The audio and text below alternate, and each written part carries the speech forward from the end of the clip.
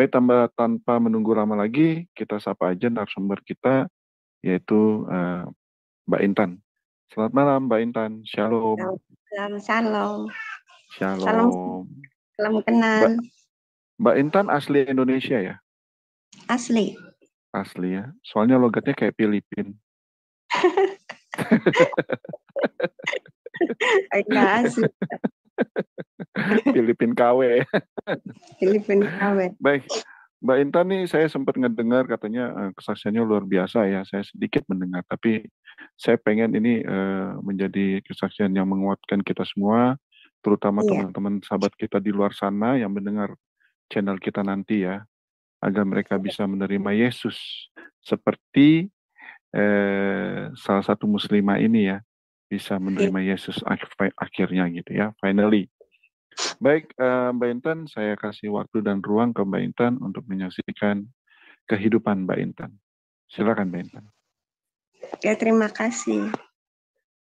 Perkenalkan, aku nama aslinya aku Intan Munaya. Jadi aku ini 4 bersaudara, lahir dari keluarga Muslim ya, semuanya Muslim. Ibuku itu dulu pejabat, salah satu pejabat pengawas di Departemen Agama Kabupaten Tegal itu Selawi. Tepatnya di Selawi karena Tegal itu dibagi 2 kabupaten sama kota. Wah, jadi satu kampung nih sama aku nih. Masa? Satu kota lagi di Selawi. Aduh, jangan-jangan kenal lagi. Berarti kenal sama ibuku. Iya, jangan-jangan kenal lagi. Tapi Mbak nggak usah didetail gitu Mbak. Iya. Ya, nggak usah terlalu detail mengenai lokasi atau siapa Mbak. Iya. Gitu. Ya pokoknya intinya aku ini anaknya salah satu pejabat pengawas pendidikan agama Islam. Cuma ibu terus ditempatkan di kecamatannya aku sendiri itu. Paling ujung kecamatan Tegal, paling ujung. Nggak usah aku sebutkan lokasinya. Intinya aku dididik agama Islam tuh dari kecil itu udah harus bisa baca Al-Quran. Cuma dulu kan seperti umumnya Muslim itu nggak ngerti artinya kan. Cuman suruh hafalkan gitu. Suruh rutin ngaji gitu, ntar dapat pahala kan begitu.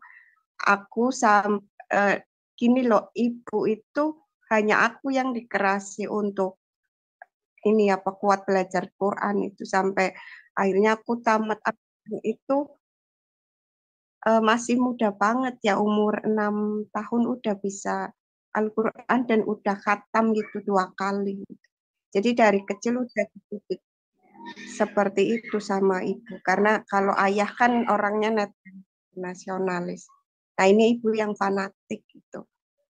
Seiring aku SD aku belum, cuma gini, waktu itu ada terbersit karena dia kan kalau misal ngajari Al-Quran itu kalau akunya meleng sedikit kan dipukul gitu kan di paha gitu. Nah di situ kadang padahal aku masih kecil itu kan terbersit kok katanya agama itu kan jadi orang baik nggak marahan gitu, kenapa ibuku tuh marahan ya gitu kan, padahal dia itu ustazah gitu, ustazah terkenal di sini gitu kan, dihormati, terus apa terkenal banget, kenapa begitu gitu di hati, cuma kan karena masih kecil nggak berani ngomong. SMP gitu udah mulai SMP udah mulai agak nalar gitu, guru agama cerita kan tentang istri-istri Muhammad itu. Nah itu aku sempat dihukum gitu kan gara-gara guru agama jelasin tentang itu istrinya yang kecil ya, Aisyah itu kan umur 6 tahun dinikah terus. Karena aku tuh orangnya kan sejak kecil berpikirnya bebas, itu nggak mau diatur atau gimana itu. Lah akunya nyeplos gitu kan, itu SMP kelas 2. Kok Nabi kok gitu, Nabi kok masa anak kecil dinikahin gitu. Nah guru agamanya marah, sedangkan guru agama ini kan anak buahnya ibu gitu. nanti kamu tak bilangin ke ibu kamu gitu kan. Ya aku diem. Habis itu ternyata beneran habis maghrib ke rumah ibu kan. Aduin itu Intan itu eh, ngatain begini gitu. Terus aku dapat lagi gitu kan, serba nyapet itu kalau ibu itu orangnya galak. Makanya aku kan dulu nggak dekat gitu, nggak dekat sama ibu, dekatnya sama ayah. Karena kalau ayah kan orangnya lembut netral gitu. Nah, SMA ini singkatnya SMA kelas 2 SMA itu aku mimpi gitu, mimpi ketemu Muhammad gitu di sana. Perasaan itu di mimpi itu aku di Mekah gitu sama ibuku itu. Nah, si Muhammad ini ngajak gini disalami semua orang yang di Mekah itu disalamin semua. Udah orangnya udah nggak ada, aku nggak mau deket gitu, terus cuma ngeliatin, terus dianya yang malah deket ngajak salaman kan. Tapi aku nggak mau nolak gitu. Dia ngajak jabat tangan, akunya nolak nggak mau. Nah, mimpi itu kan aku ini ceritakan kan sama ayah itu karena aku dekatnya sama ayah. Intan mimpi itu Nabi Muhammad, tapi kenapa itu Intan nggak mau salaman ya ayah gitu. Nah, kenapa nggak mau salaman gitu ayah? Nggak tahu. Lah orang mimpi masa itu sadar kan nggak mau Intannya tuh nggak mau salaman ayah gitu. Itu awal gitu. Terus ngadu juga sama ibu itu kan. Intan mimpi ketemu Muhammad. Nah si ibu ini hebat dong, jarang orang Islam mimpi Muhammad gitu kan. Tapi Intannya kok nggak mau dijak salaman tuh gitu. Lo kenapa gitu kan? Ya nggak tahu orang mimpi. Punya Intan nggak mau diajak salam. Habis mukanya serem gitu kan. Karena memang kan dulu aku kalau ngomong apa adanya aja kan. Habis Muhammad tuh mukanya serem, Bu. Mukanya itu serem banget gitu. Terus ibu itu marah-marahin kan. Nah, lain harinya mimpi lagi itu dalam waktu kurun waktu yang hampir apa ya nggak jauh. Mimpi itu Nabi Isa. Dulu kan tahunya itu Nabi Isa, aku nggak ngerti tentang Yesus itu kan nggak ngerti gitu. Iya. Jadi tahunya itu Nabi Isa gitu. Nah aku mimpi Nabi Isa manggil nama gitu Intan gitu. Terus aku nengok, akunya malah meluk gitu loh, meluk dia gitu. Itu sekelas masih dalam kelas 2 SMA itu. Akunya meluk terus panggil dia, Papa, Papa, Papa gitu. Nah aku ceritain lagi kan, ayah karena aku kan dekat sama ayah itu. Ayah, Intan kok mimpi Nabi Isa ya gitu. Terus Intan kenapa meluk Nabi Isa terus panggilnya papa, papa, papa. Kok papa ya kan papanya Intan ayah gitu. Nah ayah tersenyum di situ. Cuma ayah bilang begini, nanti kamu suatu hari tahu kayak gitu. Nah terus ngadu ke ibu. Ibu Intan tuh ngimpi Nabi Isa loh. Wah hebat dong gitu ibunya. Iya terus Intan meluk Nabi Isa. Nabi Isanya manggil Intan. Terus Intannya nengok terus lari ke Nabi Isa tuh meluk. Terus manggilnya kok bapak bu. Si ibu diem gitu kan. Tapi nggak ngomong apa-apa itu. Nah udah habis itu karena aku kan di sekolahan ibu tuh harus Muhammadiyah gitu kan. Jadi terus karena memanjakan pelajaran agamanya banyak. Cuma yang bikin itu aku sering itu protes-protes guru-gurunya agamanya aku. Misalnya ada yang nggak masuk akal gitu. Itu sering akhirnya mereka ngaduin ke ibu gitu. Jadi kalau aku itu terus disapeti nama ibu. Cuma memang aku dulu juara ngajinya gitu, kiro gitu kan. Juara kironya makanya pas aku mau datang gempar kan gitu. Nah, itu kan akhirnya aku kuliah di Muhammadiyah. Tadinya di negeri cuma bertahan 1 tahun, terus pindah ke Muhammadiyah di Jogja itu.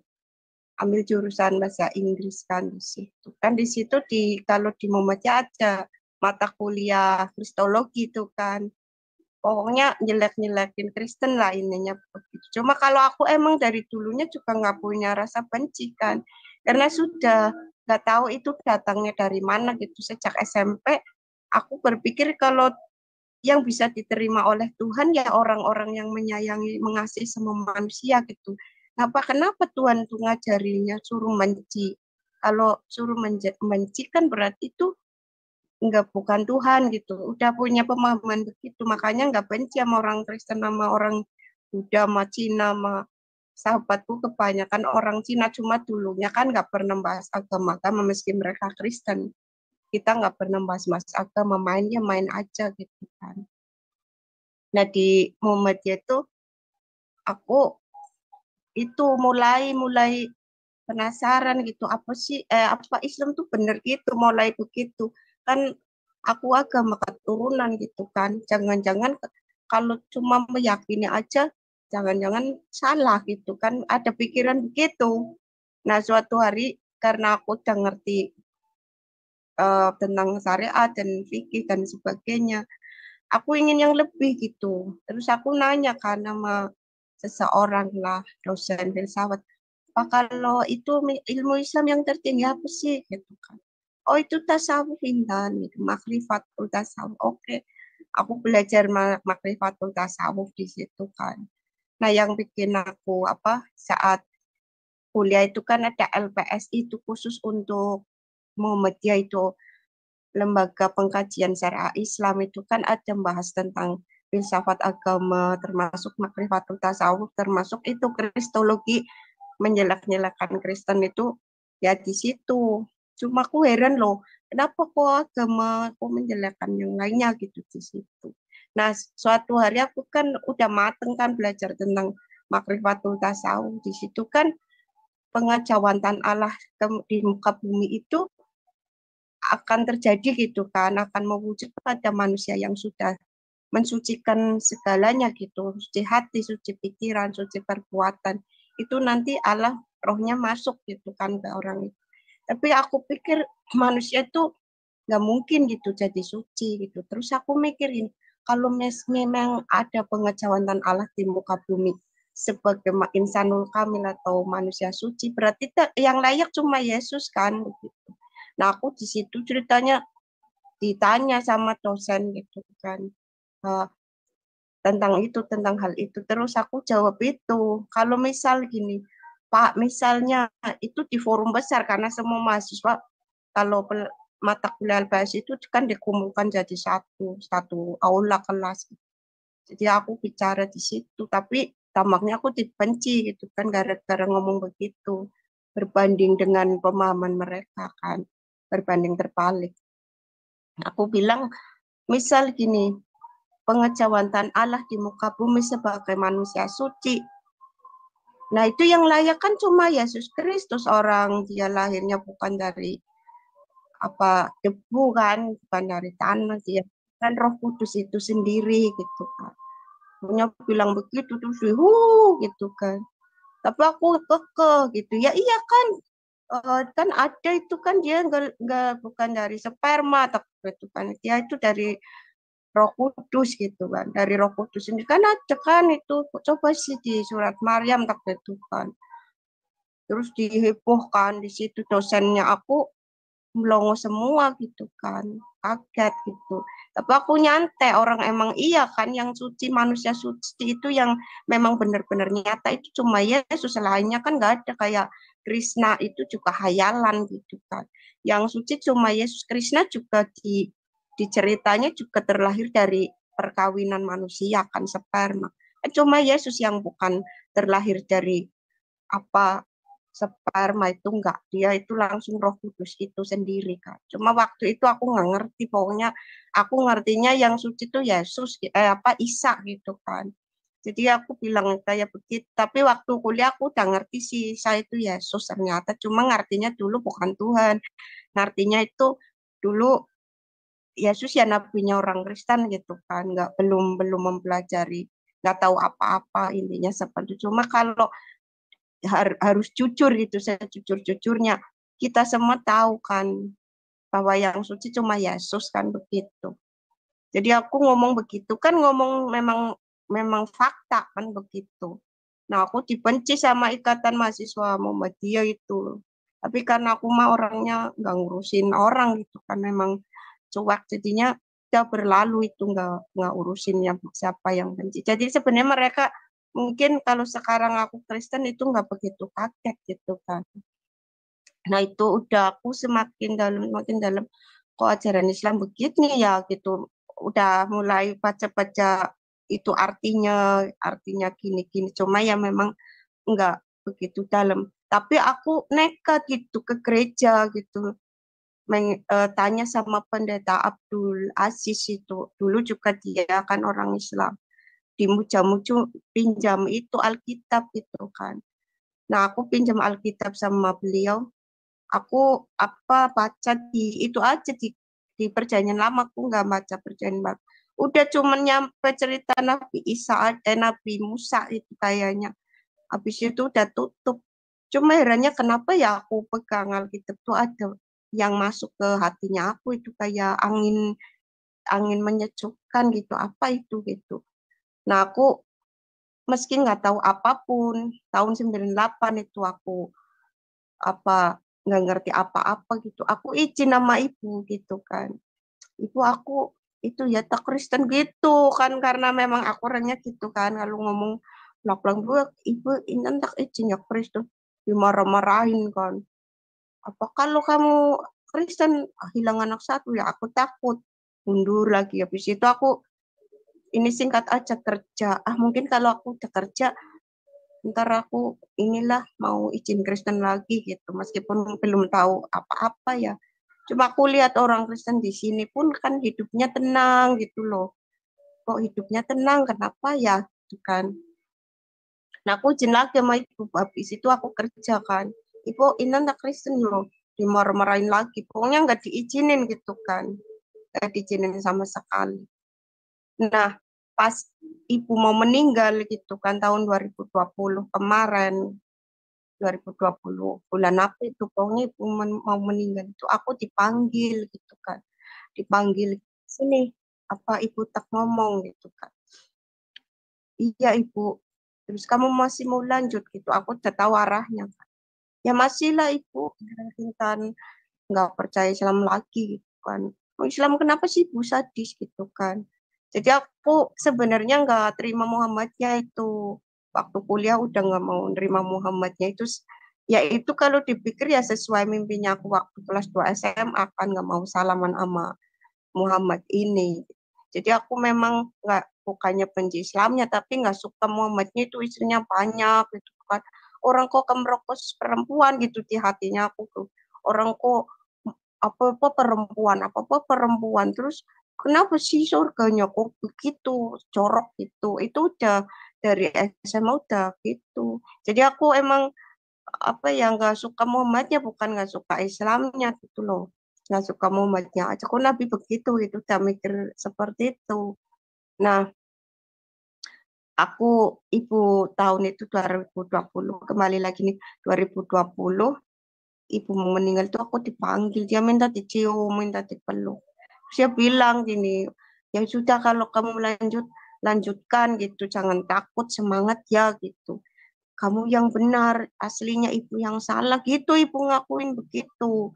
Maafin ibu, aslinya kamu yang benar, ibu tuh yang salah. Gitu. Tapi ibu nggak bisa nemenin kamu untuk belain kamu. Tapi nggak apa-apa, ada Tuhan gitu. Ibu gitu ngakuin itu menjelang matinya. Nah, besoknya meninggal di pangkuannya aku gitu. Nah, aku akhirnya kan berani ke gereja itu.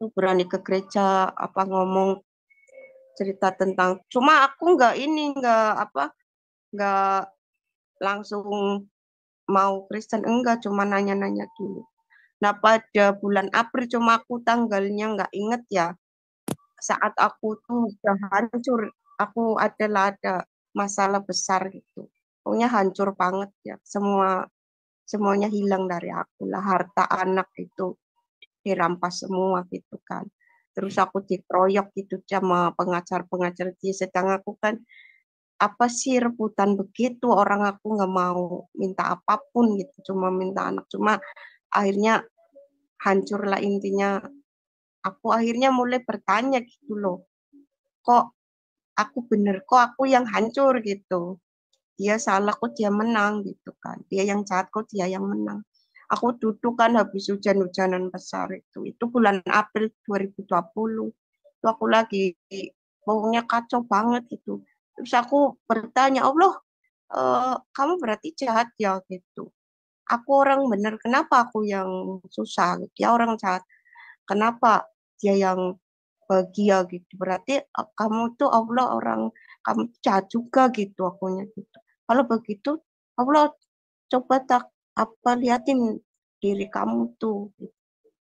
Kenapa kamu nyiksa manusia, sedangkan manusia itu kadang-kadang ada yang nggak salah. Aku udah gitu benci banget tuh. Aku mau kalau kayak gitu aku nggak mau. Itu nyembah siapapun gitu. Akunya bilang gitu. Tahu-tahu itu ada sinar gitu kan, sinar terang tuh. Dan itu takut Yesus gitu loh. Cuma aku nangis gitu kan, nangis terus. Tuhan cuma bilang, nggak banyak sih waktu itu bilang, cuma bilang, sudah jangan sih, jangan nangis gitu kan. Sekarang kamu anakku gitu. Terus ya bilang, akulah jalan kebenaran dan hidup. Nggak ada pertolongan di kolong langit ini kalau nggak melalui aku. Nggak akan sampai kepada Allah gitu. Dia ngomongnya bukan Bapa waktu itu. Nggak akan sampai pada Allah kalau nggak melalui aku. Gitu. Terus dia bilang, dan maafin, maafin semuanya orang-orang saat itu. Nah aku kan karena memang wataknya aku kan protesan gitu. Oh kenapa gitu? Kenapa aku maafin orang jahat lah? Karena aku nggak bisa orang jahat banget ya. Terus udah nanti tidur, nanti kamu bisa maafin dia, nanti lupa gitu. Tuhan Yesusnya gitu kan ngomong nggak ngomong banyak, paling ngomong itu nggak ada keselamatan di kolong langit itu nggak kalau nggak melalui aku di situ takut banget gitu loh. Berarti kalau aku nggak itu nggak ikut dia aku nggak selamat gitu. Sedangkan ini loh matanya aku jujur aja sejak kecil itu bisa ngelihat bagaimana orang-orang Islam disiksa dalam kubur gitu ya. Memang ada yang tidur gitu, tapi rata-rata hampir semuanya di dalam makam itu disiksa gitu. Makanya ku heran dulu kan waktu kecil ayah sering ngajak ke makam itu sengaja ayah tuh kepo ingin tahu mana yang lagi disiksa mana yang enggak gitu. Lagi kalau ada orang baru meninggal itu ayah pasti ngajak aku ke makam mau nanya dia disiksa enggak. Dan aku itu lihat kan banyak hal orang roh-roh orang itu. Cuma dulu aku ngertinya semua orang bisa kayak aku. Ternyata enggak gitu. Cuma ayah nggak pernah ngatain aku nggak normal. Dia hanya ngatain kamu tuh istimewa, bisa ngeliat gitu gitu. Karena tapi aku nggak takut itu karena dari kecil udah biasa ngelihat begitu ya orang. Ini misalnya lihat gini, ada aku lihat rohnya orang ini Islam kan diseret-seret itu. Ya aku waktu itu nggak tahu itu malaikat-malaikat kegelapan. Aku taunya tuh ya malaikatnya Tuhan gitu kan. Nah, diseret-seret, besoknya yang aku lihat itu orangnya meninggal gitu. Dan itu sampai saat ini kan begitu. Jadi memang nggak bisa ditutup karena itu memang kata Tuhan pada akhirnya itu sengaja ditaruh ke aku biar aku itu kenal dia gitu. Jadi tujuannya seperti itu. Cuma waktu dulu kan aku nggak ngerti tentang Tuhan Yesus. Nah, itu pas itu habis apa Tuhan nemuin aku nambah ini, nambah yakin, nambah semangat gitu. Nah, itu Tuhan kan bilang, katanya Intan mau ketemu Allah gitu kan. Emang aku kan cita-citanya dari kecil beda sama anak-anak kecil lain kalau ditanya guru, Intan kamu cita-citanya apa gitu. Cita-citanya Intan mau lihat Allah Bu gitu, ingin lihat Allah. Karena Allah itu hebat gitu, bisa bikin matahari, bisa bikin bulan. Orang kan nggak bisa bikin bulan, nggak bisa bikin matahari. Intan pengen lihat yang hebat itu guru gitu. Tapi gurunya melongo gitu kan, nggak paling senyum-senyum gitu. Nah itu kan dari kecil udah terpatri aku ingin lihat Allah gitu. Nah di situ Tuhan itu ngomong katanya Intan pengen lihat Allah gitu kan. Dapat kalau mau lihat Allah cukup lihat aku ini Allah gitu. Nah aku di situ yakin kayak damai banget. Apalagi dia merangkul pundaknya aku kan, jadi aku nangis di situ. Wah aku nggak pernah loh damai sedamai ini gitu. Aku tadinya orang keras kepala, nggak bisa nangis di sukui masalah besar apapun kehilangan segalanya nggak bisa nangis tapi kok bisa nangis gitu Tuhan itu ngomong ini itu tuh nangis keras itu. Udah tidur nanti besok hilang itu rasa benci kamu, sakit hati kamu gitu. Ya tidur ya gitu Tuhan Yesusnya kan. Terus iya aku bingung ya mau panggil apa waktu itu. Baru ibaratnya dulu kan di mimpi manggil papa gitu kan. Tapi aku beraniin diri karena inget tadi mimpi di SMA kan. Iya papa gitu. Nah sudah tidur aku akhirnya gak tahu bisa tidur gitu kan. Nah aku akhirnya ke gereja mantap itu. Aku ikut akhirnya langsung mengumumkan nggak munafik langsung di Facebook aku mengumumkan I love you Jesus dan sebagainya tuh kan langsung gempar itu sekecamatan kakakku kaget semua aku katanya Sonar mendadak ya. iya katanya kerasukan jin katanya kerasukan jin itu pasti yang datang jin gitu kata padenya aku yang imam masjid besar sini ya. Jadi keluarganya aku tuh petinggi-petinggi Islamnya di sini kayak omku pemilik pondok pesantren sini, padeku imam masjid sini. Semuanya itu hampir jadi kiai ulama di sini, gitu kan. Jadi kan gambarnya begitu, padeku benci sampai sekarang sama aku tuh semuanya ngucilin. Cuma kalau sepupu ada yang udah main ke sini, ada yang nggak mau. Haram najis katanya begitu. Ah nggak urusan gitu kan. Orang aku didatengin, dikatainya itu kesetanan itu lihat kalau aku itu yang datang setan kenapa aku sifatnya jadi berubah baik kan begitu kalau orang yang didatengin setan kan sifatnya kayak setan kan gitu nyatanya sifatku jadi berubah baik dalam waktu singkat kan mudah maafin gitu dulunya enggak kan mendendam itu kok bisa ya aku bangun pagi-pagi di bener ya itu Tuhan Yesus ya gitu. Kenapa aku nggak benci lagi ya gitu. Nah aku ke gereja itu kan gempar seluruh Margasari. Tapi alah nggak masalah. Seiring waktu aku dibully sana sini, dasarnya aku tuh kalau dipikir watak yang disuguhkan Tuhan buat aku itu aku punya watak cuek pepek itu ada gunanya juga gitu.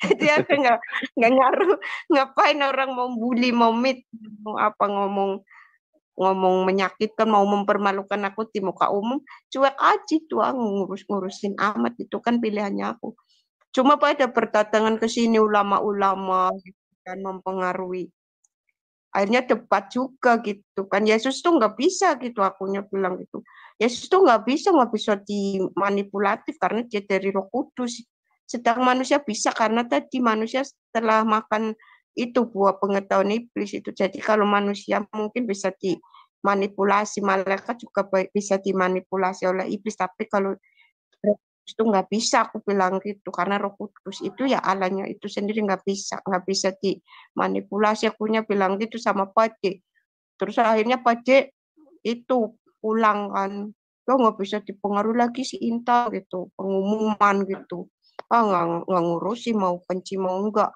nyatanya juga nggak pernah bantuin aku nggak rugi gitu kan nah seiring jalan udah aku akhirnya dibaptis nah di situ baru Tuhan buka-bukaan semuanya gitu kan tentang Islam yang selama ini aku nggak tahu jadi akhirnya Tuhan ngajari aku Allah itu ya rohnya dia gitu loh Allah ya rohnya aku Allah itu roh Intan aku tuh jujur jarang nggak pernah kan baca Alkitab gitu jadi apa yang dari Tuhan aja itu yang aku ngerti gitu kan Allah itu roh Intan gitu aku nggak tahu itu ada di Alkitab itu nggak tahu aku jarang buka-buka Alkitab apalagi sampai ke perjanjian baru dulu nggak pernah gitu kan pokoknya Tuhan ngomong apa pokoknya iya itu gitu Allah itu roh Intan jadi Allah itu rohnya aku gitu intinya begitu oh ya Tuhan Allah itu roh terus roh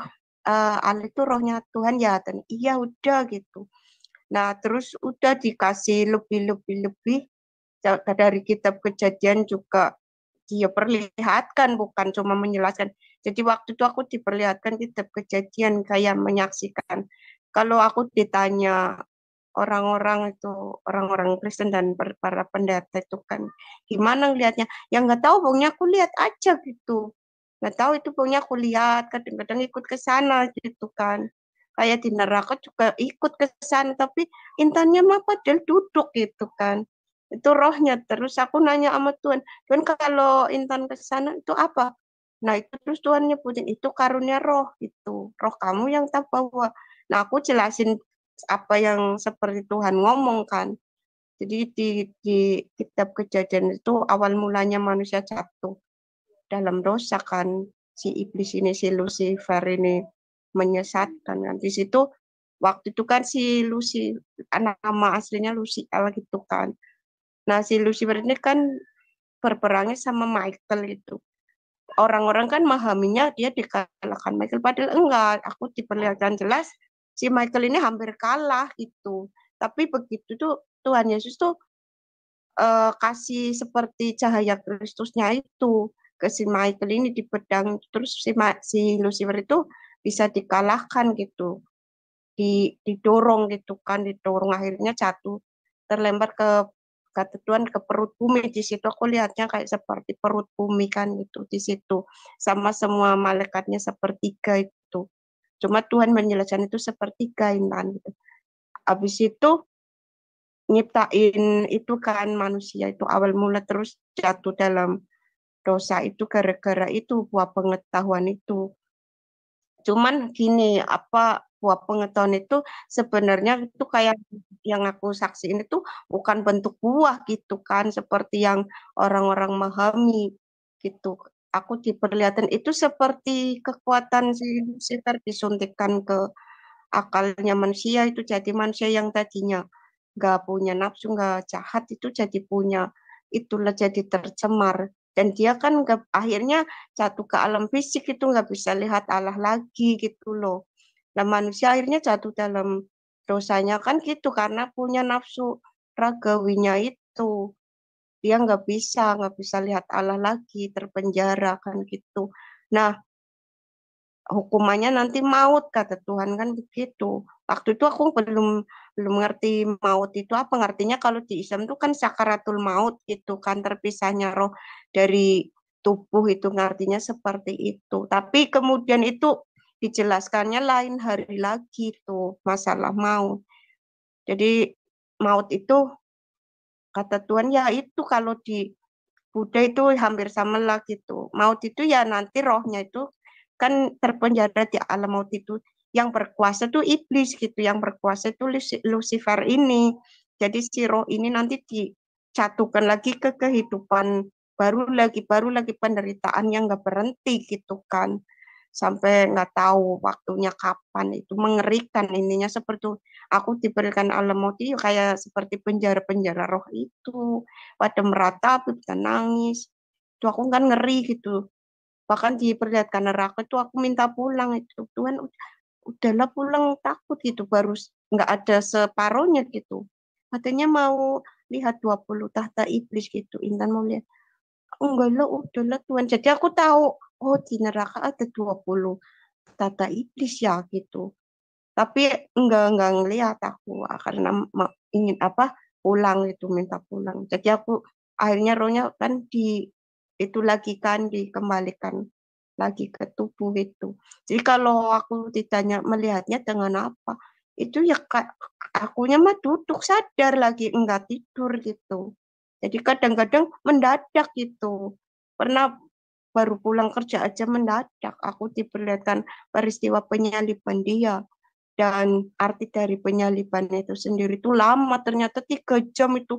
Ternyata aku nangis itu 3 jam sampai matanya bedul itu. Kirain sebentar gitu loh. Orang menurut aku sebentar, kok ternyata begitu lihat tuh. Ternyata aku 3 jam ya lihat itu gitu. Nangis. Matanya bedul semua. Loh kok aku nangis gitu kan. Lihat Tuhan ngomong, inilah kasihku Intan gitu. Yang bikin aku nangis bukan dianya disiksa, tapi kok bisa-bisanya ngomong lagi gitu kan, kok bisa-bisanya gini ngomong, kasihku jauh lebih besar dari segala dosa manusia, bahkan aku nggak mengutuki mereka yang mengasihi aku, kamu juga harus begitu ya gitu. Nah, aku nangisnya di situ kan bisa gitu kan. Tapi Tuhan Hmm. kasih banget gitu, baik banget. Ya Tuhan gitu kan, baik banget gitu. Nangis terus aku sampai ternyata lama banget gitu. Aku nangis 3 jam.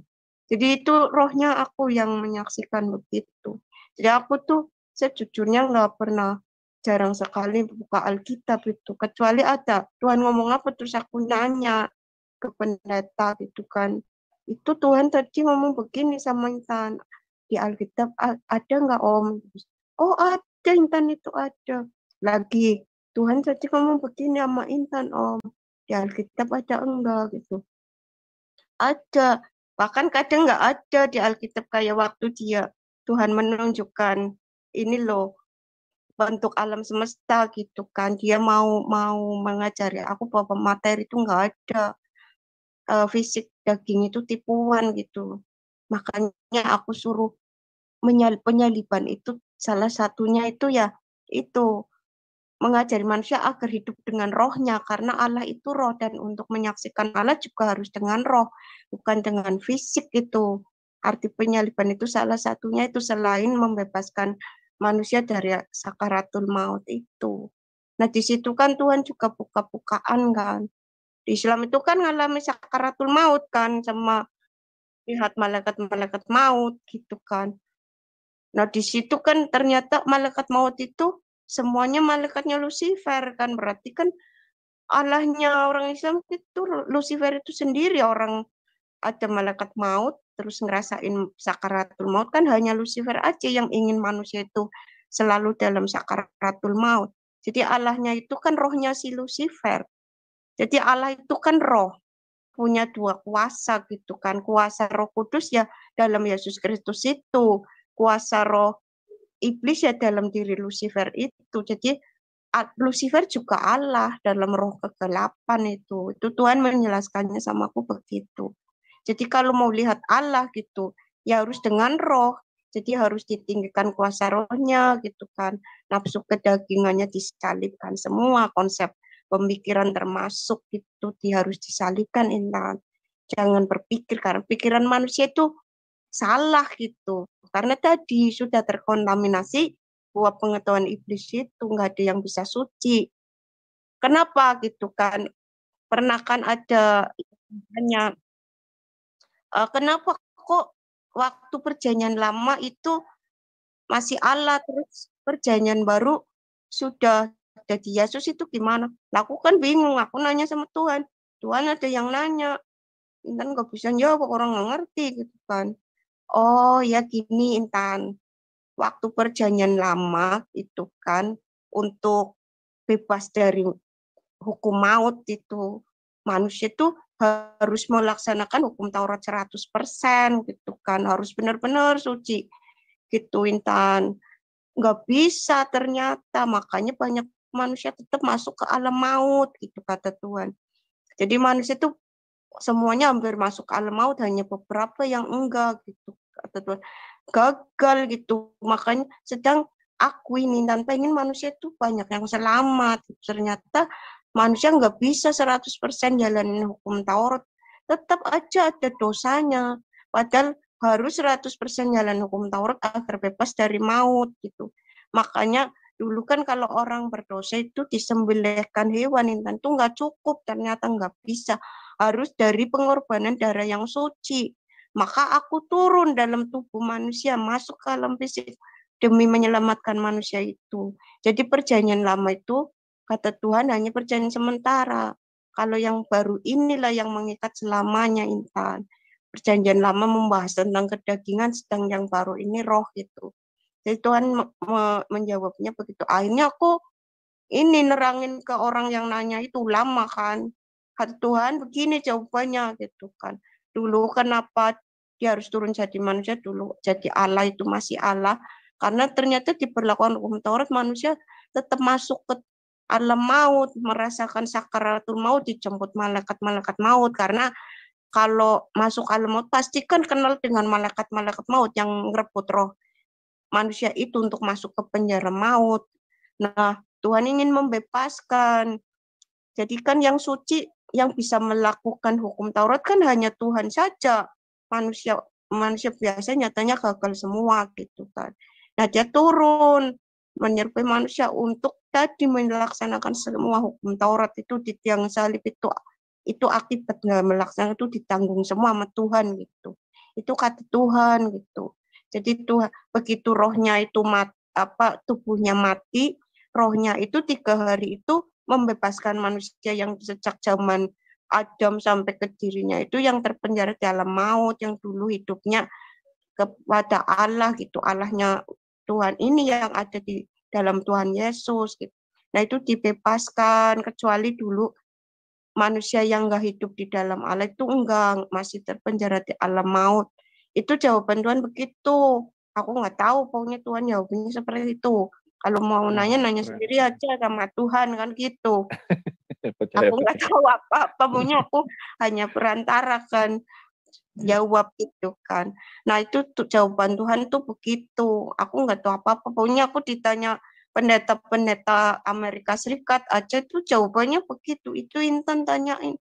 Ya pokoknya aku nanya nanti saya sampaikan kalau akunya dia nanya lagi belum karena Tuhan belum jawab ya aku nggak berani kan. Intan nggak tahu ntar tak tanya lagi gitu kan. Tapi pada akhirnya itu kan aku jadinya jadi tahunya dari Tuhan itu. Oh berarti iya selama 3 hari mati itu membebaskan itu manusia-manusia dari alam maut itu kan agar bebas gitu. Nah yang ini setelah dia itu bangkit hanya perlu butuh manusia hidup di dalam dia biar nggak merasakan sakaratul maut, nggak jumpa dengan malaikat-malaikat maut. Loh Islam kok bisa-bisanya salah lagi tuh kan merasakan sakaratul maut berjumpa sama malaikat-malaikat maut. Orang malaikat maut itu malaikatnya Lucifer semua kan, kata Tuhan tuh. Itu kan Israel aslinya itu malaikat Muriel itu. Jadi dulunya Israel ini atau iblis Abaddon itu dulu kata Tuhan namanya Muriel. Dia itu malaikat iblis terkuat nomor 2 kan gitu. Nama lainnya yaitu Abaddon. Terus apa Israel itu kan di Buddha Hindu itu dewa Yama itu kan. Terus di Buddha Mamian kalau nggak salah. Jadi semua agama di luar yang diciptakan oleh Lucifer itu ya bicaranya tentang malaikat-malaikat maut atau dewa maut gitu loh. Nah, kok lucu gitu kan. Padahal manusia kan justru itu permasalahan terbesar manusia itu lepas dari maut itu. Itu permasalahan besar manusia itu harus lepas dari sakaratul maut. Harus nggak boleh berhadapan dengan malaikat-malaikat maut karena malaikat-malaikat maut itu diperintahkan oleh si Lucifer itu untuk menyeret tadi roh-roh itu dibawa ke alam maut. Nah itu yang berkuasa di alam maut kan malaikat Muriel itu atau iblis Abaddon itu kan namanya ganti itu iblis Abaddon. Terus Israel itu kan itu sosok yang sama gitu, dia itu penguasa alam maut, itu raja iblis di alam maut, tapi masih di bawah kuasanya Lucifer gitu kan. Nah di situ Tuhan buka-bukaan semua, akhirnya aku jadi ngerti kan, dan itu kan aku nggak mungkin balik ke Islam lagi orang aku jadi ngerti semua. Makanya aku kukuh banget kan cintanya sama Tuhan Yesus aja udah. Karena aku menyaksikan sendiri gimana iblis-iblis itu takut banget sama Tuhan Yesus itu. Benar-benar menyaksikan, aku nggak bohongan gitu. Orang bohongan kelihatan kan. Nah Tuhan tuh bilang gini, itu hodam-hodam di Al-Quran yang jaga setiap surat gitu. Kayak hodam Al-Fatihah itu ada berapa ribu, 11.000 hodam. Terus Yasin itu 11 hodam gitu. Itu dibuka semua sama Tuhan. Itu tuh malaikat-malaikat kegelapan yang jaga Al-Fatihah, yang apalagi Yasin. Itu Yasin tuh 11 iblis paling berkuasa. Dan aku jadi ngerti kan dari Tuhan. Itu pertama Lucifer, dua itu ya Israel itu Abaddon. Terus si demon, terus si Mormon gitu, Baal, Slot, terus si Laviatan, Belial itu, terus Azazil itu 11, pokoknya ada 11 iblis yang paling berkuasa itu. Adalah aku jadi ngerti kan dari Tuhan. Jadi dibuka semua sama Tuhan itu tipuan-tipuan Lucifer ini. Terus yang menguatkan aku juga gitu kan. Yaitu kenapa para pemuja iblis sedunia itu hanya anti Yesus Kristus gitu loh. Nggak anti agama, nggak anti kebaikan, nggak anti kebijaksanaan gitu. Bahkan kadang-kadang mendukung perdamaian, kan aneh gitu. Tapi kenapa nggak boleh nggak boleh sama Tuhan Yesus gitu, nolak Tuhan Yesus. Perayaan iblis itu selalu menghujat Yesus Kristus, selalu menghina Yesus Kristus, disyarat-syarat, injak-injak gitu loh. Itu para pemuja iblis. Loh kenapa bencinya sama Tuhan Yesus? Kalau iblis aja anti Yesus, berarti Yesus itu benar kan? Yang benar itu lawannya. Nah dari situ aku diperlihatkan juga sama Tuhan gitu kan. Lucifer itu ternyata enggak berjalan di jalan jahat aja gitu. Yang paling mematikan kan ketika dia itu bikin agama, mengajarkan kebaikan, mengajarkan amal ibadah, puasa, sedekah, tapi ujungnya maut, sakaratul maut. Nah itu kan kalau agama sampai ujungnya sakaratul maut, berarti itu ciptaan Lucifer, Intan gitu. Nah ternyata aku baca sendiri kan di Google nyarinya. Loh iya Buddha Hindu juga ujungnya maut gitu kan. Nah, berarti apa hanya Tuhan Yesus kan yang benar gitu. Terus semua agama kan punya simbol naga tua gitu kan. Kalau Islam tuh jelas banget di tulisan Allahnya kan. Nah itu kan naga tua kata Tuhan dulu si Lucifer itu saat mau mencelakakan manusia itu masuk ke dalam dosa itu kan dia kan nyerupai naga tua gitu kan. Nah itu ada semua di simbol Buddha, Hindu, Islam jelas banget di tulisan Allahnya itu kan. Itu simbol Lucifer itu kan. Tanduk itu simbol Trisula itu. Jadi Trisula ini sebenarnya hujatan sama Allah gitu, sama Allah sejati gitu dalam. Terus akhirnya berubah jadi karena Lucifer tahu Allah sudah turun jadi Yesus itu akhirnya dirubah hujatannya ke Tuhan Yesus kan gitu. Jadi gini loh, kalau iblis hanya anti Yesus Kristus, berarti Yesus Kristus itu kan yang benar. Kita itu nggak perlu dulu bahas-bahas tentang Allah gitu kata Tuhan. Allah itu, Intan bilang sama orang-orang itu, nggak usah debat-debat. Apalagi pakai konsep Allah itu zat, Allah ini itu. Allah itu, Intan, jauh lebih besar dari alam semesta. Manusia itu lihat selnya aja nggak ngerti, sombong amat gitu kata Tuhan tuh gitu, aku suruh nyelasin gitu, sombong itu manusia yang mengkonsep-konsepkan Allah itu. Allah itu Intan, udah cukup lihat aku gitu kata Tuhan di situ, nggak boleh tepat-tepat, udah nggak bakal ngerti manusia itu umurnya sama Lucifer aja jauh banget triliunan tahun gitu kata Tuhan. Lihat itu aja Lucifer itu anti aku gitu, berarti aku yang bener gitu. Nah, itu aku akhirnya juga bilang sama itu pendeta-pendeta juga yang suka bahas-bahas Allah duduk, Tuhan duduk di sebelah kanan Allah. Ada yang nanya gitu, Inan tanyain kenapa itu Yesus duduk di sebelah kanan Allah gitu. Aku nanya Tuhan, itu ada yang nanya itu sebelah kanan. Halah, itu pendeta goblok gitu kan Tuhan, itu kadang Tuhan gitu. Bilang itu, Pendeta bilang goblok katanya. ya, pendeta goblok itu. Udah jadi pendeta masih begitu gitu kan. Bilangin itu duduk sebelah kanan bukan duduk kayak fisik gitu. Sebelah kanan tuh maksudnya setara gitu. Karena memang rohnya Tuhan Yesus itu ya Allah itu sendiri. Makanya kan setara. Bukan duduk-duduk fisik di sampingnya gitu. Bukan gitu. Itu penyatuan itu.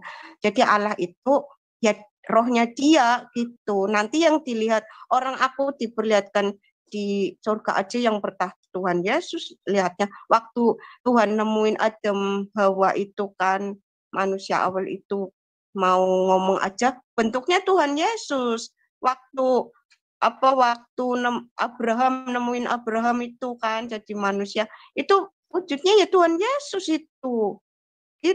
Dan nanti misalnya ya Allah wujudnya cahaya doang gitu. Dan di sana gimana mau ngenalin gitu kan, mau akrab gimana orang cahaya kan.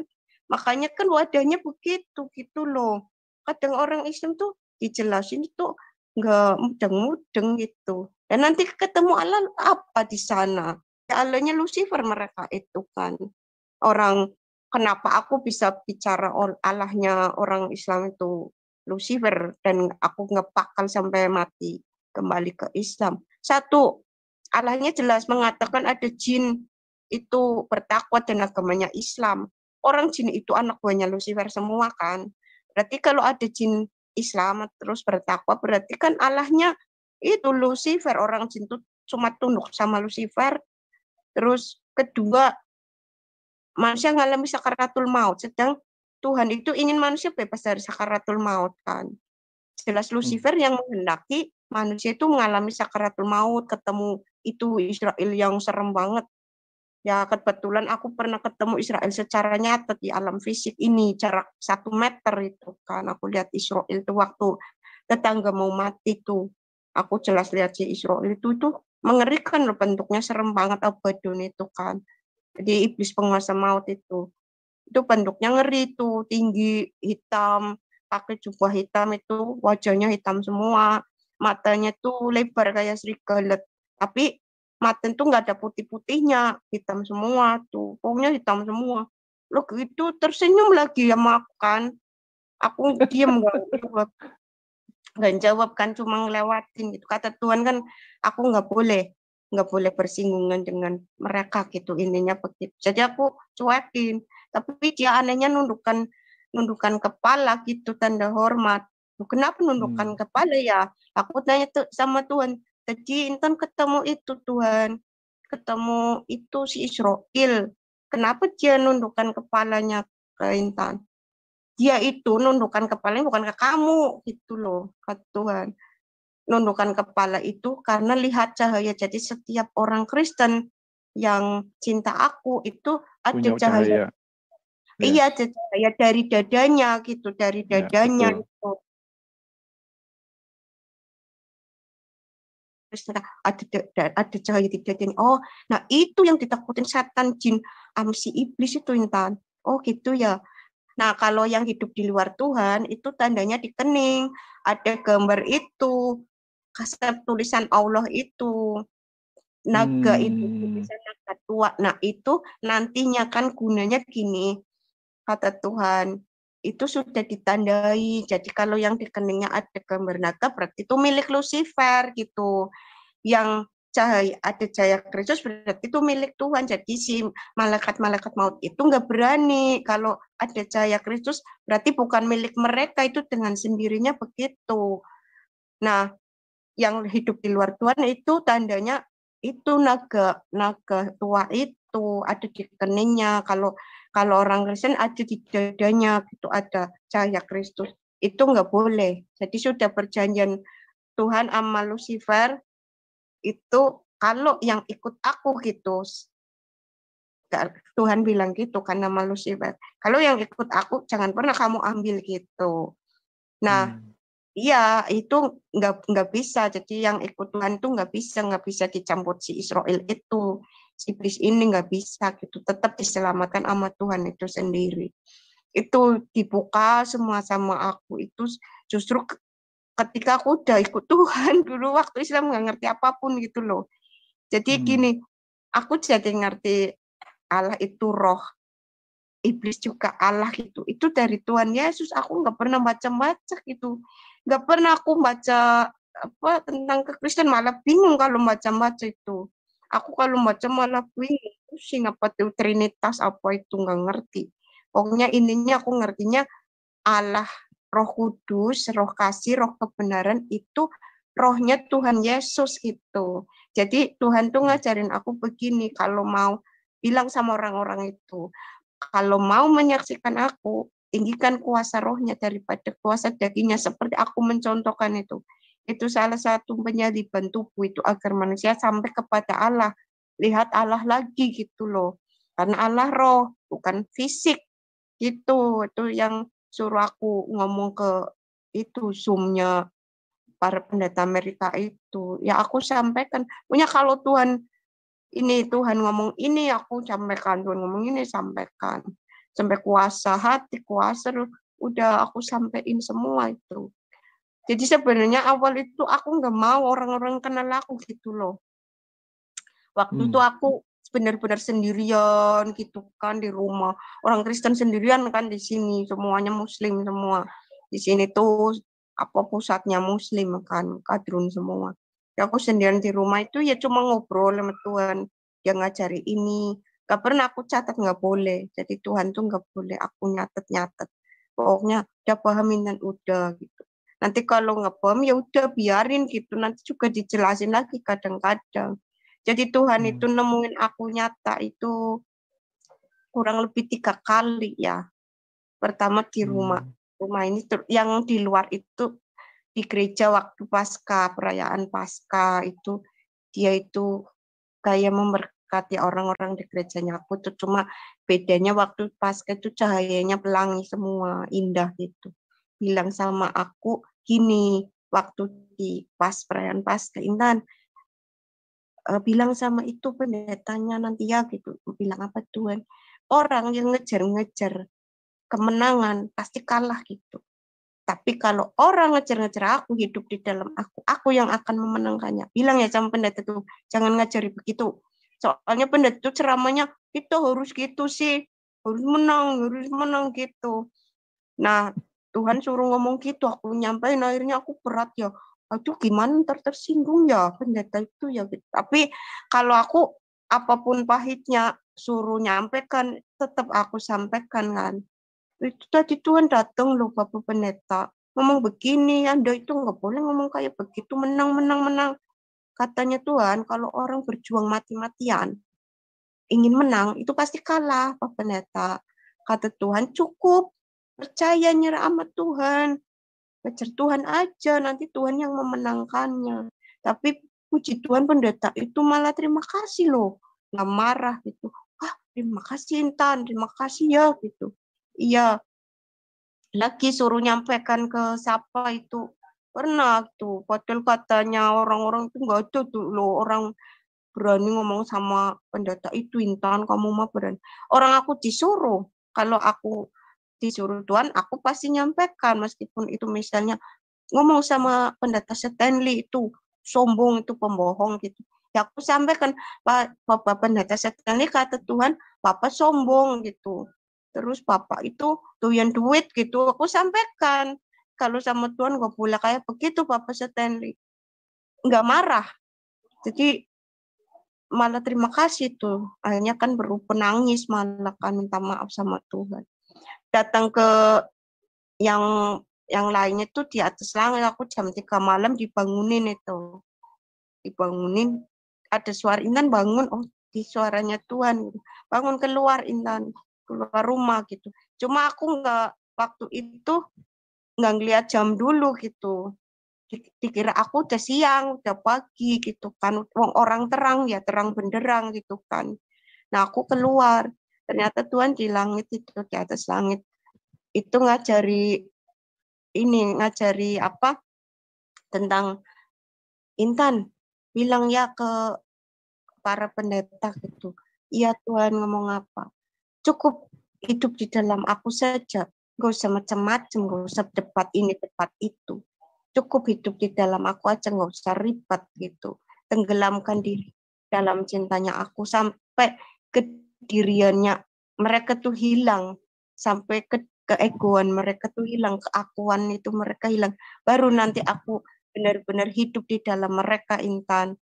benar-benar firmannya aku hidup di dalam mereka nanti kalau kayak begitu Intan pun kalau kayak begitu maka nanti aku jadi raja jadi Intan dan kesadaran Intan itu tergantikan oleh kesadarannya aku itu ya Intan terus iya Tuhan malah waktu itu pujian Tuhan turun loh gitu mau apa gitu kan Intan mau ngomong alah kamu nggak punya duit tuh ya kayak gitu terus akunya gini iya Tuhan Intan gak punya duit udah besok aja yang kirim kamu gitu dan itu iya besoknya tanpa aku minta tahu-tahu orang chat gitu kan. Tuhan tuh datang ke aku Intan, suruh kirim kamu duit. Itu benar-benar nyata beberapa kali ya. Itu nggak usah kita itu pusing-pusing sebenarnya. Kalau kita benar-benar mencintai Tuhan, percaya Tuhan, semuanya kadang-kadang itu di luar dugaan kita loh. Kita tanpa minta pun kadang-kadang dia kasih gitu. Asal itu tadi cari kerajaan Allah gitu pernah ngomong begitu. Cari kerajaan Allah gitu. Nanti Kalau ketemu kerajaan Allah itu di dalam aku gitu. Cukup kamu cintai aku, tenggelamkan diri sampai benar-benar kedirian kamu itu terhapuskan gitu. Intinya karena kedirian manusia itu kan telah terkontaminasi tadi oleh buah pengetahuan iblis kan. Makanya Tuhan itu nyuruhnya begitu karena hanya dia satu-satunya yang suci dan benar gitu loh. Manusia itu nggak layak gitu, nggak layak kembali lagi ke surga. Itu benar-benar nggak layak. Tetapi kalau hidup di dalam Tuhan Yesus, nanti dia yang melayakkan kita gitu. Yang mengkuduskan kita itu dia. Itu Tuhan tuh ngomongnya begitu kan sama aku. Kamu sama semua orang itu nggak layak, Intan. Nggak layak. Kalau mau ke surga itu harus benar-benar kudus seperti awal mulanya, nggak layak, sudah terkontaminasi tadi sama pengetahuan si Lucifer itu. Akulah yang akan melayakkan gitu. Itu Tuhan itu, makanya aku kadang-kadang terima kasih ya Tuhan gitu udah milih Intan tuh siapa gitu, hanya orang kampung. Ya gitu anaknya itu lagi kan orang Islam ortodok gitu kan. Kok kayak nggak layak banget, tapi kenapa ya Tuhan milih Intan gitu. Udah apa cukup udah Intan cintai aku gitu kan. Ya udah kalau tiap hari sih aku doanya singkat gitu. Aku tuh doa aja diajari kan sama Tuhan. Doanya aku tuh singkat. Terima kasih ya Tuhan gitu. Terima kasih ya Tuhan Yesus. Intan mencintai Tuhan gitu. Tuhan tenggelamkan Intan dalam cinta Engkau. Matikan keakuannya Intan. Jadilah raja di hati Intan. Gantikanlah kesadaran Intan dengan kesadaran Engkau saja ya Tuhan, karena hanya Engkau lah yang satu-satunya yang suci, karena hanya Engkau lah satu-satunya yang benar gitu. Amin, terima kasih. Itu doa yang diajarkan Tuhan Yesus itu untuk aku gitu. Cuma kadang-kadang ya aku ngajarin ke orang gitu kan. Ya karena nanya gitu kan, pendeta itu yang dari Amerika kadang nanya, dan Tuhan ngajarin apa gitu. Cuma ngajarin doa Om. Doanya gimana? Doanya singkat, ini memang nggak boleh doa minta-minta. Orang kalau minta-minta kata Tuhan nggak percaya gitu. Dia menanggung, sudah menanggung. Dia itu kata Tuhan gini Om, dia itu dimiskinkan biar kita kaya gitu. Dia itu disalibkan itu nanggung dosa itu biar kita itu jadi kudus. Tuhan itu begitu. Jadi kalau misalnya kita minta-minta terus saru kan Tuhan itu begitu Om. Kita itu cukup tenggelam sama Tuhan, biar Tuhan aja yang beresin masalah kita Om. Kita itu kata Tuhan kalau Intan mau jangan berkeinginan gitu kan. Aku lebih tahu mana yang terbaik gitu. Makanya aku juga diajari Tuhan, masa lalu tuh nggak ada Intan. Udah jangan ingat masa lalu. Pokoknya nikmati hari ini. Kamu terima kasih sama aku, sama terus esok hari nggak usah dipikir, nggak usah direncanakan. Itu urusanku. Jadi itu nggak memusingkan gitu. Jangan diribetkan oleh seperti itu. Cukup hidup di dalam aku saja kamu Intan. Makanya kan sampai sekarang pun aku begitu. Ya kan nggak pokoknya nikmati apa yang ada hari ini gitu, cenderung menyerah aja udah sama Tuhan.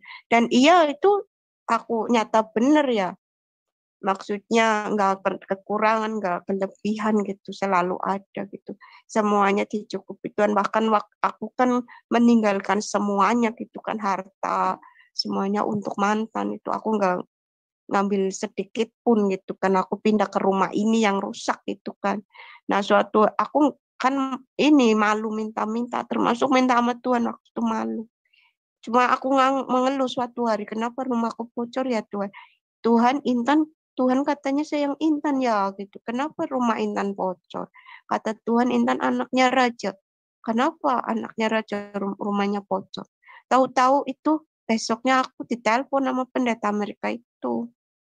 Intan, aku diomelin. Kenapa kamu nggak pernah ngomong sama Om kalau rumahmu rusak? Aku ditegur sama Tuhan gitu. Aku dimarahin sama Tuhan Yesus gitu kata pendeta.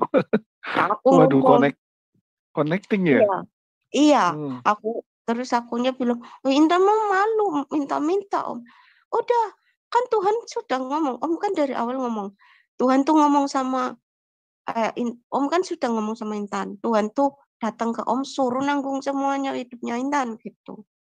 Terus lah Intan malu gitu kan, nggak lah Om. Terus udah kamu jangan kalau nolak berarti kamu nolak punya Tuhan gitu. Nah di situ aku oh gitu ya. Terus aku nanya Tuhan, Tuhan katanya kalau nolak pemberian dia itu nolak Tuhan ya, nolak pemberian Tuhan. Iya gitu. Nah akhirnya aku mau kan dibenerin rumahnya, cuma waktu itu ini kan dari Amerika perkumpulan pengusaha Kristennya gitu. Udah semewah mungkin gitu kan. Kamu nggak mau, ngapain mewah-mewah gitu. Udah seperlunya aja yang penting kantangnya nggak bocor. Aku nggak mau lah Om gitu. Intan nggak mau pokoknya yang penting gantengnya. Orang Intan tujuan ikut Tuhan bukan karena uang, nyatanya nggak ada yang ngasih uang gitu kan. Orang tujuan ikut Tuhan sebenarnya Intan tuh ingin tahu gitu yang sebenarnya gitu. Dan yang kebenaran satu-satunya ya itu Tuhan Yesus kan. Jadi ada juga aku tuh dulunya takut mati gitu loh. Kok aku lihat orang-orang Islam tuh kok disyarat-syarat sama itu ya. Ada yang dicakar-cakar, malaikat kegelapannya rupanya seperti monyet-monyet itu kan dicakar-cakar terus dijilatin luka-luka itu teriak-teriak dia gitu. Kok orang Islam semuanya begitu gitu. Makanya aku kan dulu takut mati kan, jarang bisa tidur gitu lihat. Lagi-lagi matanya kalau terpejam lihat begitu. Lagi-lagi lihat begitu. Enggak ada yang benar matinya gitu loh. Bahkan ada ulama tuh matinya dihajar gitu. Aku akhirnya kan jadi mikir gitu, kenapa orang Islam kok begitu? Terus aku buktiin kan pergi ke kuburannya orang Kristen. Aku mau buktiin gitu kan ke kuburannya orang Kristen agak jauh gitu dari rumahnya aku kan. Tapi aku ke sana gitu. Orang Kristen kok tidur semua gitu, nggak ada yang disiksa, nggak ada yang kok tenang, kenapa ya gitu. Itu juga salah satunya juga. Itu salah satunya aku ingin cari selamat gitu kan. Dan ternyata Tuhan menjelaskan semuanya kan. Sebenarnya kan permasalahan besar manusia cuma satu itu maut gitu. Gimana kita nggak akan ngerasain sakaratul maut gitu. Itu aja sebenarnya daripada berdebat tentang kealahan gitu. Kata Tuhan itu, aku suruh ngomong begitu. Udah nggak usah ribut masalah kealahan dan sebagainya. Allah itu kan jauh lebih besar daripada alam semesta. Orang manusia itu bumi aja nggak tahu apa-apa gitu. Cuma tahu sedikit kan. Mana manusia tahu apa. Lihat apa Intan. Itu ngomong sama mereka yang sombong-sombong. Dalamnya bumi aja nggak tahu gitu kan. Aku mau tahu tentang Allah gitu. Cukup percaya aku aja itu. Nggak menjangkau manusia itu. Karena untuk mengerti Allah itu, memahami Allah itu harus tahu semua rahasia alam semesta ini. Sedang manusia kan nggak bisa. Makanya sedangkan Allah itu jauh lebih besar dari alam semesta itu. Tuhan itu pernah memperlihatkan aku maujud alam semesta itu kan. Nah, waktu itu dia itu memperlihatkan ini. Ternyata alam semesta itu nggak cuma satu. Tapi kan teknologi bumi nggak menjangkau itu kan. Nah, yang dilihat manusia ini, alam semesta satu ini, satu aja ini. Alam semesta kan terdiri dari triliunan galaksi, galaksi terdiri dari triliunan bintang, planet, gitu kan. Nah, itu terangkum dalam satu alam semesta. Nah, manusia alam semesta yang ini aja nggak bisa lihat ujungnya di mana. Sedang ternyata aku lihat itu Tuhan ngajak aku lihat. Alam semestanya jumlahnya juga banyak banget itu. Itu seperti akuarium bulat besar, maha besar. Dan alam semesta itu seperti telur-telur itu terapung. Ternyata kita itu hidup di dalam air gitu loh. Dan Tuhan bilang, ini air samudra raya Intan. Namanya Hebron gitu kan. Hebron Tuhan. Iya namanya Hebron. Terus itu kan alam semesta itu tahu-tahu menghilang. Di dalam Tuhan itu, masuk ke Tuhan. Itu dunia fisik itu tipuan Intan gitu. Ini masuk ke aku. Aku lebih besar daripada alam semesta. Terus Tuhan masuk ke hati gitu. Terus kok Tuhan ke hatinya Intan? Iya, aku bertahta di hati manusia gitu Tuhan begitu. Makanya Intan, sesungguhnya hati manusia itu lebih luas daripada alam semesta. Karena ada aku gitu. Tuhan bilang begitu. Dan itu aku suruh sampaikan kepada pendeta Amerika itu. Tuhan, semalam memperlihatkan Intan alam semesta. Ternyata alam semesta itu nggak cuma satu. Alam semesta itu triliunan, Om. Intan nggak ngerti berapa. Pokoknya itu kayak akuarium gede banget. Di air, kita tuh ternyata hidup dalam air, kata Tuhan. Alam semesta, air itu namanya Samudra Raya, namanya Hebron. Terus tahu-tahu masuk ke Tuhan. Terus Tuhan masuk ke dalam hati Intan. Terus Tuhan bilang, Intan, sesungguhnya hati manusia itu lebih luas daripada alam semesta karena ada aku. Kalau nggak ada Tuhan berarti nggak luas, Om. Gitu. Oh gitu ya, Intan. Iya, itu Tuhan memperlihatkan sama Intan begitu. Jadi sekarang itu terkenal banget jargon itu, hati manusia lebih luas daripada alam semesta. Itu terus nggak tahu, itu di Amerika Serikat ya. Kalau aku nggak boleh kan terlalu nanya-nanya urusan yang begitu. Jadi kalau udah menjelaskan udah nggak boleh kepo. Tuhan tuh nggak bolehin aku kepo, nggak boleh nanyain pribadi gitu. Pokoknya yang diinginkan Tuhan tuh aku tenggelamkan diri ke dalam Tuhan aja. Itu hidup di dalam Dia, itu benar-benar tenggelam, benar-benar mencintai Dia sepenuh hati, jangan menyisakan sedikit pun bagi yang lain itu. Itu yang selalu Tuhan tekankan ke aku gitu loh. Itu saja sih ya kesaksian dari aku. Waduh, luar biasa.